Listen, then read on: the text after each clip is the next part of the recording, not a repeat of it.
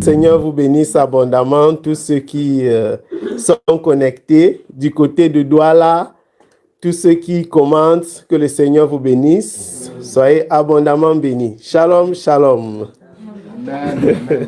Shalom, shalom, shalom. Maintenant, annonce-le donc maintenant que si les hommes disent qu'il ne peut pas avoir de tremblement de terre, avant nous annonçons le tremblement de terre.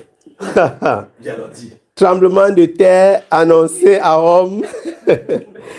Et donc, si les hommes disent qu'il ne peut y avoir de tremblement de terre, un tremblement de terre est annoncé à Rome.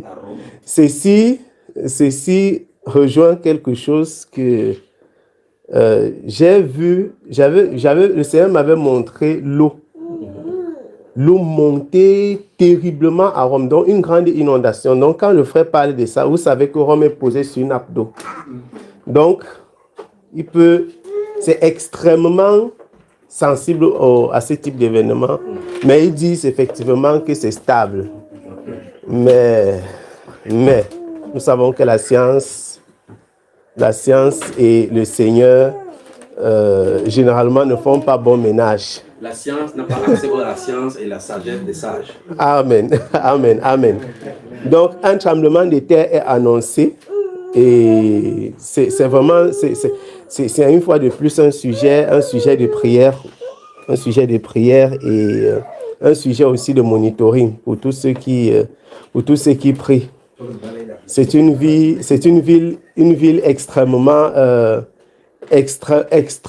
particulière pour l'Italie et une ville particulière pour le monde dans son ensemble.